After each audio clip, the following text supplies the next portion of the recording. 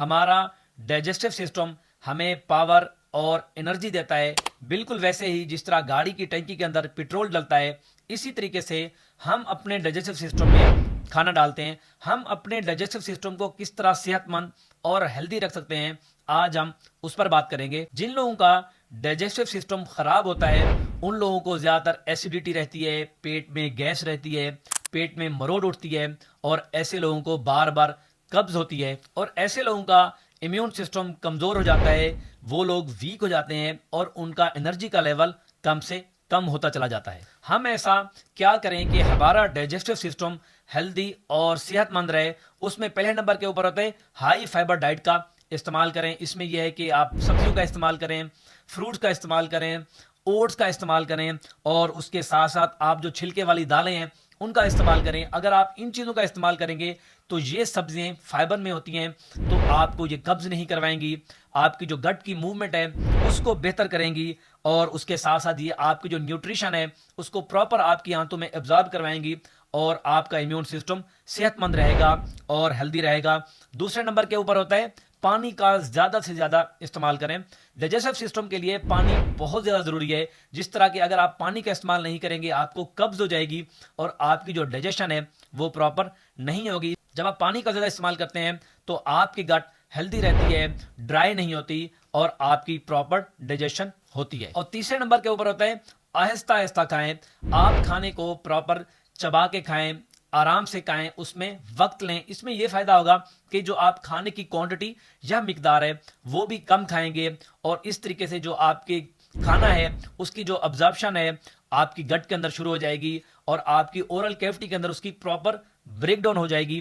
तो आपको ये प्रॉपर न्यूट्रिशन देगा और आपकी गट को भी हेल्दी रखेगा।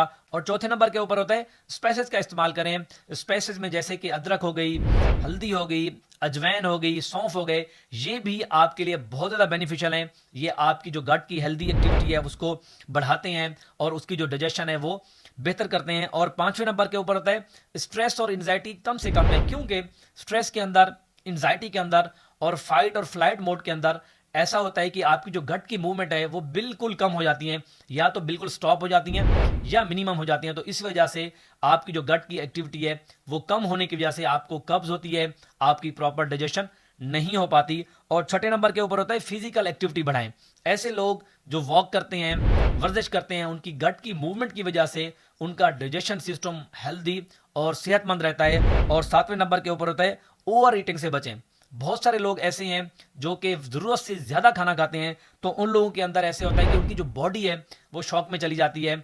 आपका डाइजेशन सिस्टम जो होता है वो प्रॉपर वर्क नहीं कर पा रहा होता, प्रॉपर डाइजेशन नहीं कर पा रहा होता। ओवर ईटिंग की वजह से एक तो आपका वेट गेन होगा और उसके साथ साथ जो आपकी गट की हेल्थ है वो भी खराब होगी। और आठवें नंबर के ऊपर होता है मिडनाइट जो ईटिंग पैटर्न है उससे अवॉइड करें। बहुत सारे लोग ऐसे होते हैं जो कि रात को लेट नाइट खाते हैं और उसके बाद फौरन से सो जाते हैं, तो उसमें यह है कि आपकी जो गट की मूवमेंट है वो बेहतर तरीके से नहीं होगी, आपकी जो डाइजेशन है वो प्रॉपर नहीं होगी। ऐसे लोगों को मोस्टली कब्ज रहती है, पेट में गैस, मरोड़ और ये सारे मामला रहते हैं और उसके साथ साथ इन लोगों का वेट भी बहुत ज्यादा बढ़ जाता है। अगर आप इससे बचेंगे तो भी आपकी जो गट है वो हेल्दी और सेहतमंद रहेगी। और 9वें नंबर के ऊपर होता है प्रोबायोटिक्स का इस्तेमाल करें। प्रोबायोटिक्स आपके लिए बहुत ज़्यादा बेनिफिशियल है।